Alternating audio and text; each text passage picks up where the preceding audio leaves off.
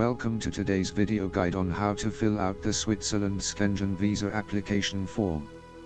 If you're planning to visit Switzerland, this step-by-step tutorial will help you complete the form accurately and easily.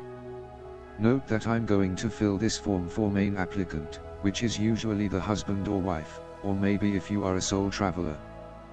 This is only for main applicant. I will post another video for the dependent applicant, and if you have kids, for them too.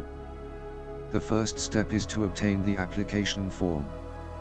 You can download it from the website of the Swiss Embassy or consulate in your country or the Swiss Federal Department of Foreign Affairs. I download it from just Google search. An English version. Make sure you have the most recent version of the form to avoid any confusion. So this application form is free. Especially, so-called agents who like to help you filling these forms will ask for money. Be careful. Before you start filling out the form, take the time to read the instructions provided. They will guide you through the requirements and guidelines for completing the form correctly. This is an important step to ensure your application is successful. Okay, let's begin the process. Schengen visa application form for Switzerland. First part. If you have any family member, usually a first cousin, then you need to take care of those sections. I will guide you through them too.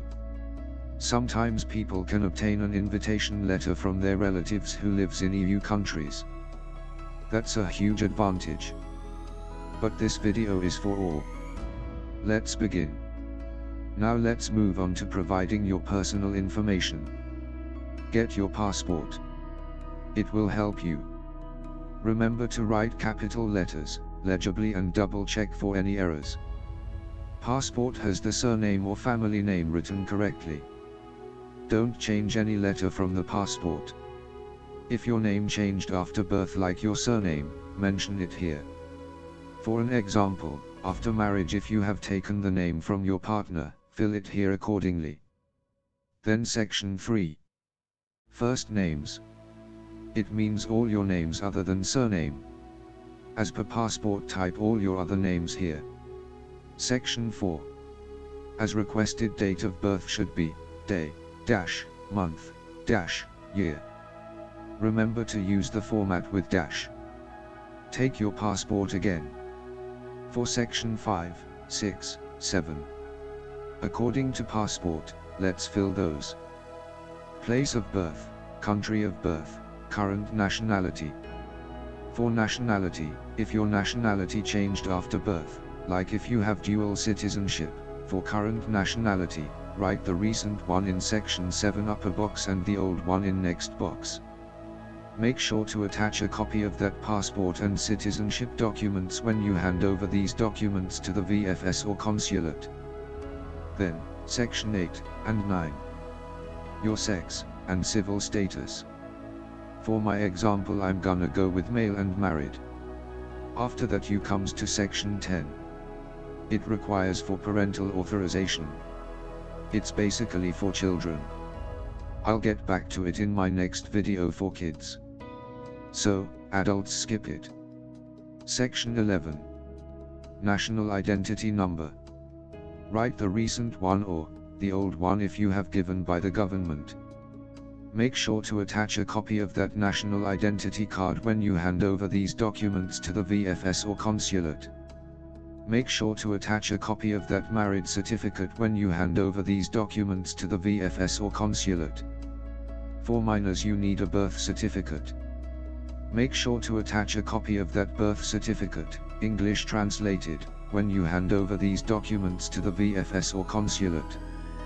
Next, you will need to fill in the details of your passport. This includes your passport number, date of issue, and expiration date. It's important to note that your passport should be valid for at least 3 months beyond your intended stay in Switzerland. Ordinary passport. Passport number.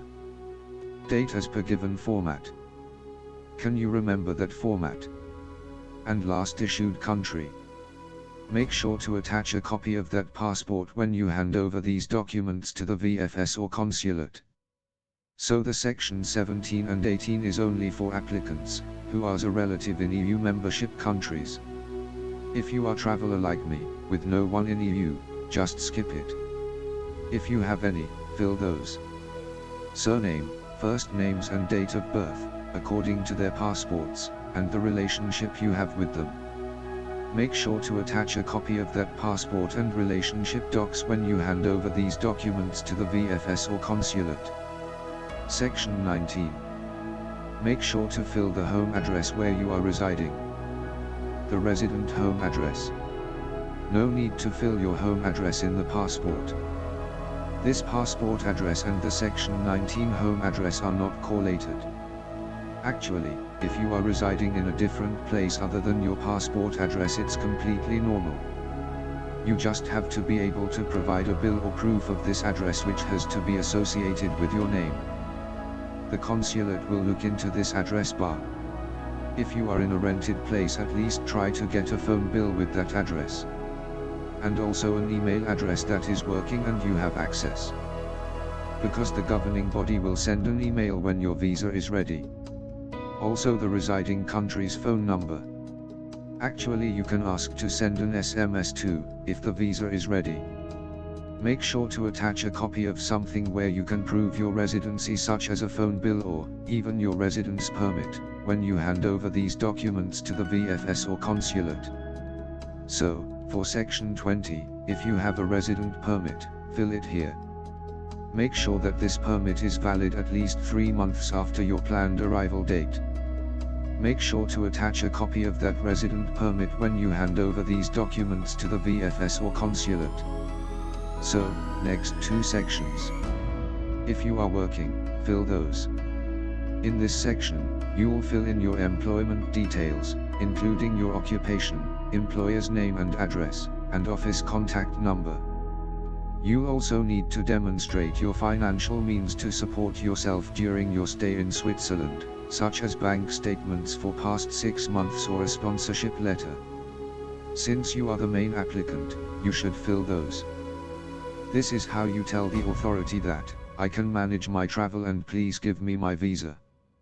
Make sure to attach a copy of that contract of employment when you hand over these documents to the VFS or consulate.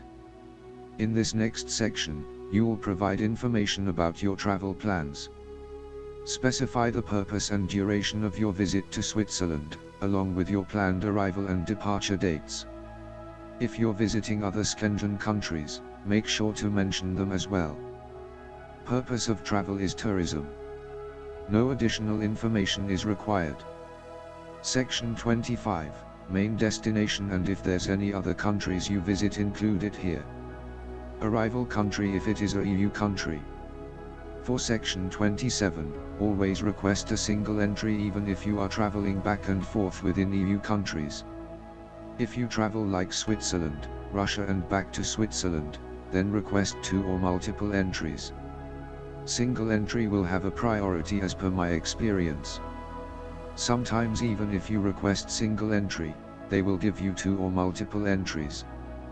Then landing date and departure date. Landing date to the above mentioned Schengen country is what they are requesting.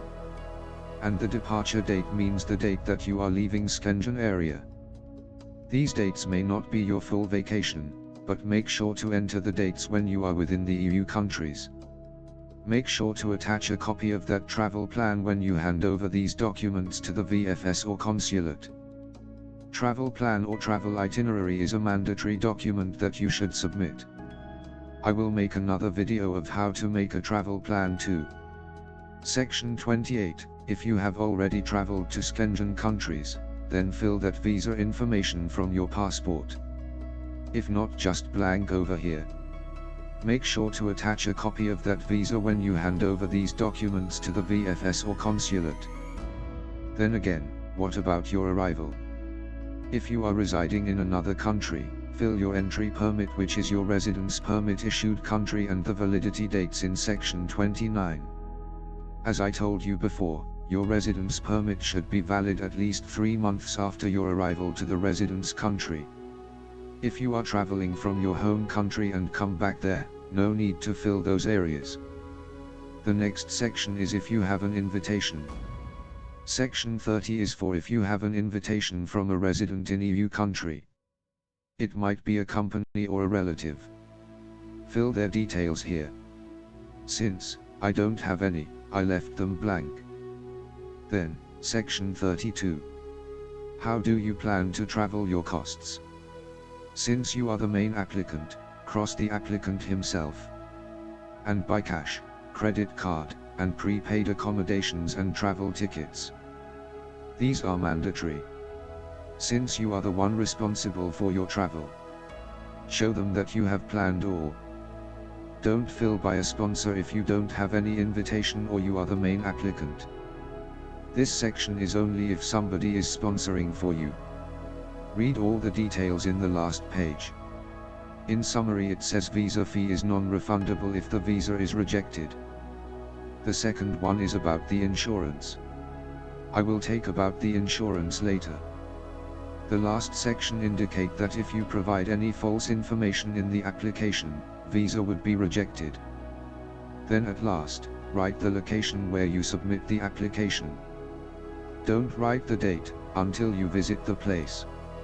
And wait to sign this until you visit the application submitting center. Don't forget to do these when submitting the application. Travel insurance is a crucial requirement. Provide information about your travel insurance coverage, including the name of the insurance company, policy number, coverage dates, and the required coverage amount, which is a minimum of €30,000. Attach a recent passport-sized photograph to the application form in the designated space. Don't paste it. Don't forget to sign the form as well. Make sure the photograph meets the required specifications and the signature is clear. Now, gather all the required supporting documents as specified in the application form or on the embassy's website. Also the documents I mentioned here. These may include your passport, travel itinerary, accommodation bookings, financial documents, travel insurance, proof of employment, and any other relevant documents. Before submitting your application, review the completed form and all the supporting documents to ensure accuracy and completeness. It's a good idea to make copies of all the documents for your reference. Once you're satisfied, submit the application form and pay the required visa application fee, if applicable. Remember to visit the official website of the relevant Swiss diplomatic mission for the most accurate and up-to-date information. We wish you the best of luck with your visa application. Please note that this is just a sample, and you can modify and customize it as per your needs. Congratulations! You've now learned how to fill out the Switzerland Schengen visa application form. If you need help, email me.